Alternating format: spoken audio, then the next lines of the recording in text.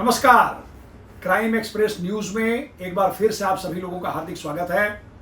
जैसा कि आप सब लोग जानते हैं कि हम डॉक्टरों के साथ मिलके इन अलग अलग संस्थाओं के लोगों के साथ में जो ये फील्ड में मेडिकल फील्ड में काम करते हैं उनके साथ मिलके और एक सीरीज ला रहे हैं आपके लिए। उसका पहला जो एपिसोड था आपने देखा होगा ओरल कैंसर का। कई लोगों ने उसमें फ़ोन करके हमें इंक्वायरी की है। डायरेक्ट डॉक्टर से हम लोगों ने उनको कनेक्ट करवा दिया। कई लोग उनको मिले हैं और लोगों ने उसका फ़ायदा लिया है। तो आज उसी कड़ी में हमारे साथ आज ऐसी एक हस्ती प्रेजेंट है जिनका इंटरव्यू आपको हम दिखाते हैं। और वो डॉक्टर ना होके और सैकड़ों डॉक्टर पूरे इंडिया में डॉक्टर हैं, उन सभी लोगों के मौसाजी हैं।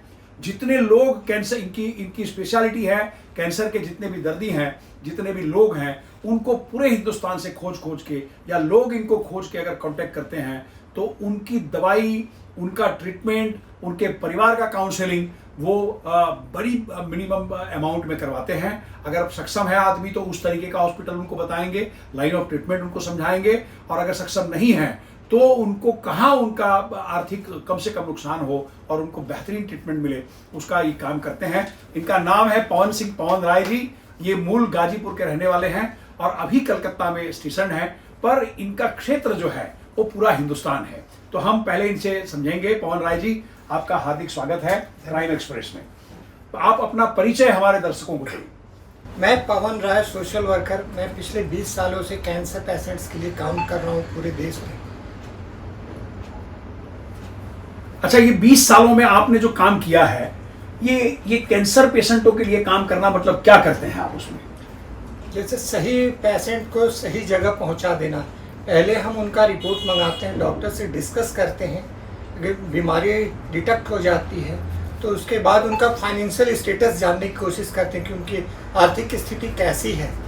अगर बहुत गरीब तबके के लोग हैं तो उनको वैसी प्लानिंग करते हैं। अगर एफर्ट्स करने वाले रहते हैं तो उनकी प्लानिंग बिल्कुल अलग तरीके से करते हैं। अच्छा, ऐसा है। तो ये एक्चुअल पेशेंट, ये आपको विचार आया कैसे? जैसे ये बड़ा यूनिक आपका काम है कि लोग डॉक्टर होते हैं तो कैंसर का काम करेंगे, या हार्ट का डॉक्टर है तो हार्ट का काम करेगा, बट सोशली लोग बड़ा आपके जैसा बड़ा कम हो सकता है। तो वो कैसे, मतलब क्या, जैसे कोई अगर आपको सामने से कांटेक्ट करता है, कोई संस्था आपको कांटेक्ट करती है, आप ढूंढते हैं पेशेंटों को? मोस्टली होता क्या है कि जिनको मैंने हेल्प किया वो एक दूसरे से मेरे को कोऑर्डिनेट करते हैं।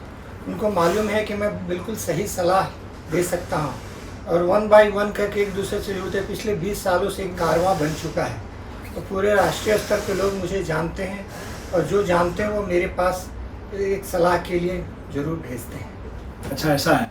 तो सर ये मुझे ये बताएं कि अब तक आपने कितने मरीजों को कैंसर के ट्रीटमेंट के बारे में उनको सलाह दे के उनको ट्रीटमेंट करवाई होगी? करीब 1700 मरीजों की मैं हेल्प कर चुका हूँ पूरे देश में। ओहो, 1700 मरीज टोटल अब तक में इन्होंने कैटर किए हैं। 1700 मरीजों के परिवार को अगर आप गिनेंगे तो ये सैकड़ों लोग, हजारों लोग हो जाते हैं।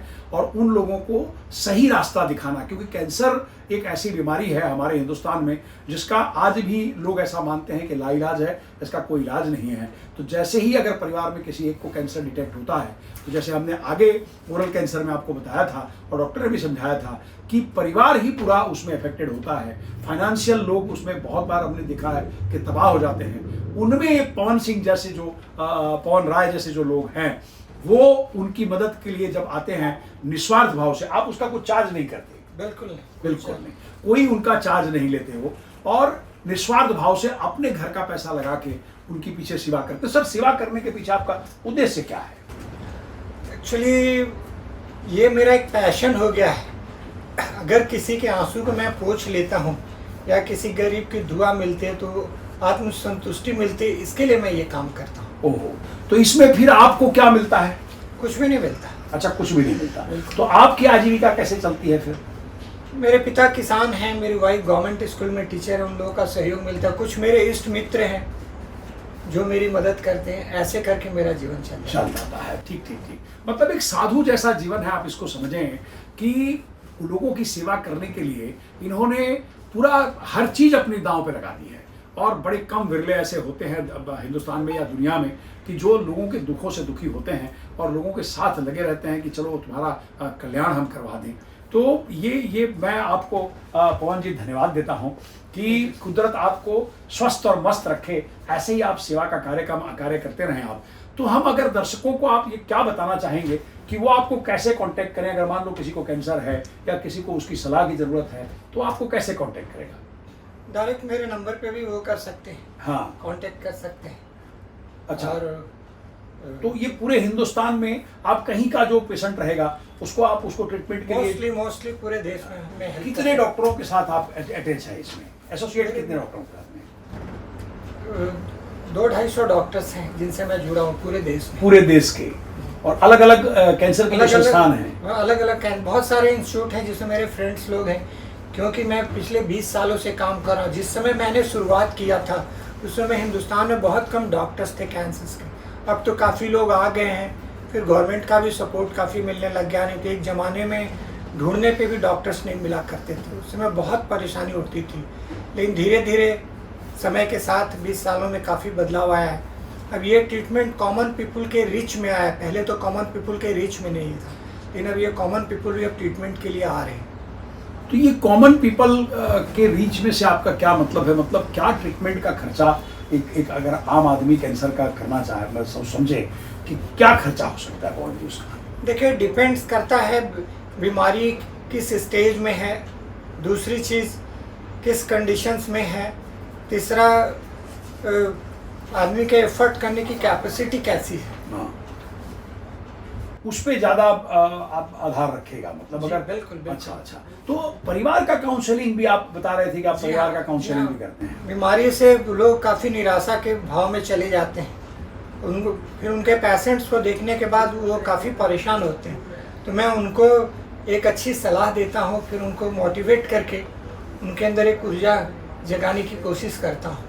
फिर जो लास्ट स्टेज के पेशेंट्स होते हैं जो कि अब उनकी लाइफ बहुत कम होती है, उनके लिए भी उनको कोई तकलीफ़ ना हो, उसके लिए भी मैं सहयोग करता हूँ कि बिना तकलीफ़ के वो इस दुनिया से जाएं।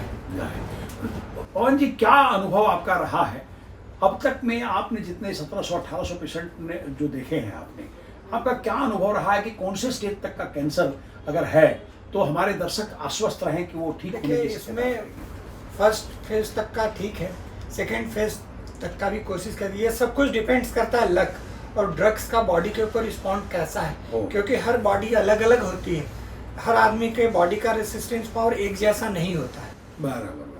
तो ये डिपेंड करेगा मतलब कि उसको मेडिसिन कैसे असर कर रही है, या उसका खुद का विल पावर भी कितना मजबूत है, परिवार का सपोर्ट उसको कितना है, उसके ऊपर जाता है, ठीक है ना? अच्छा, ये आपको जो अवार्ड्स वगैरह मिले हैं वो क्या क्या अवार्ड आपको किसने कौन सी संस्थाओं ने रिकॉग्नाइज किया? पहला सम्मान मुझे गीता प्रेस गोरखपुर वालों ने किया, और दूसरा लास्ट 2 साल पहले इंडिया टुडे ग्रुप ने आइकॉन्स ऑफ इंडिया से नवाजा। अभी द वीक मैगजीन वालों ने मुझे सेलेक्ट किया है पिलर्स ऑफ इंडिया के लिए, जो नेक्स्ट मंथ अवार्ड देंगे। बराबर। चलिए देखिए, मतलब ऐसा है कि इंडिया टुडे से लेके और वीक मैगजीन जो बहुत प्रतिष्ठित मैगजीन है, गीता प्रेस वालों ने भी मतलब किया, लेकिन वो होना ही है। पवन राय जी, ये आपकी निस्वार्थ सेवा का ये मतलब ये तो आउटकम है कि लोग आपको अवार्ड देंगे। अवार्ड से भी ज़्यादा आपको लोगों की, जो पेशेंट के परिवारों की या पेशेंट की जो दुआएं मिलेंगी वो अनमोल है आपके लिए, वो एकदम अनमोल है आपके लिए। अच्छा, आप भविष्य में क्या मतलब आपका प्लानिंग है? भविष्य की मेरी योजना है, जो पेशेंट्स लास्ट स्टेज के हैं, मैं एक हॉस्पिस बनाने जा रहा हूँ वाराणसी में, करुणाश्रम के नाम से है। वहाँ वैसे लोग आएंगे जो लास्ट स्टेज के हैं, और उनकी सेवा करूँगा, और उनको कम से कम तकलीफ हो और वो इस दुनिया से विदा लें। काशी में ही, मतलब काशी में। देखिए, ये चीज़ समझें कि काशी में इनका जो प्रोग्राम है वो ये है कि एक ऐसा आश्रम स्थापित करना चाहते हैं। बहुत बढ़िया आपका आइडिया है पवन राय जी, कि ऐसा आश्रम स्थापित करना चाहते हैं जो लास्ट स्टेज के कैंसर के दर्दी हैं, जिनके बचने के कोई चांसेस नहीं है। परिवार ने भी स्वीकार लिया है, पेशेंट ने भी स्वीकार लिया है, डॉक्टर ने भी स्वीकार लिया है कि अब इसमें कोई मतलब होप नहीं है। वैसे पेशेंटों को वहाँ पे वो रखेंगे, उनको बेहतरीन सेवा करेंगे उनकी, और वो इस दुनिया से, फानी दुनिया से मतलब बड़े हंसते हंसते कम तकलीफों के साथ में विदा हों, उसकी व्यवस्था करेंगे। तो उसका क्या प्लानिंग है सर आपका, मतलब डोनेशन वगैरह का क्या है? उसके लिए लगा हूँ, मुंबई के कुछ लोग हैं जो लैंड डोनेट करने के लिए बोले हैं, मैं भी इसीलिए मुंबई जा रहा हूँ। ज़मीन हो जाने के बाद फिर बहुत सारे मेरे वेल विशर्स हैं पूरे देश से विदेश से जो मेरी मदद के लिए आ गए, लेकिन जब तक ज़मीन नहीं होती तब तक मैं इसमें कुछ बोल नहीं पाता। बराबर बराबर। चलिए, आपके आपके हमारे माननीय प्रधानमंत्री श्री, आप बनारस के ही जहां आप ये आश्रम लगाना चाहते हो वहीं के वो सांसद भी हैं, तो हम आशा करते हैं कि वो भी इसमें अपना योगदान देंगे। और साथ साथ में पवन जी, हमारी ये शुभकामनाएं आपके साथ हैं कि इतना बेहतरीन काम आप करते हो और बेहतरीन काम आप करने जा रहे हो, उसके लिए बाकी के लोग, क्योंकि सब लोग अभी देखते हैं पैसे की कमी किसी के पास में नहीं है। आपकी अगर एक देख लेंगे कि आपकी मनसा सही है और आप सही काम कर रहे हो तो दुनिया भर से डोनर आपके साथ चले आएंगे। तो हम प्रभु से प्रार्थना ये करते हैं कि आपको आने वाले भविष्य में आपका जो सपना है वो सपना वहाँ काशी में, और लोग हमारा शास्त्र ये कहता है, हमारे पुराण ये कहते हैं कि सूरत का खाना और काशी का मरण, इससे बेहतर कुछ हो नहीं सकता। तो अगर आप वहीं पे कुछ व्यवस्था कर रहे हो तो वो आने वाले समय में लोगों के लिए भी बहुत बड़ी सेवा हो जाएगी। और आप हमारे साथ आए और आपने बहुत अच्छी हम लोगों के साथ में माहिती शेयर की, उसके लिए आपका खूब खूब शुक्रिया।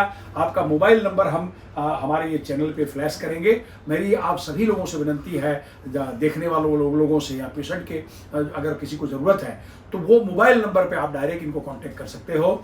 आपको सही सलाह मिलेगी, कम पैसों में और व्यवस्थित ट्रीटमेंट दिलवाने की गारंटी इनकी रहेगी। Thank you, thanks sir.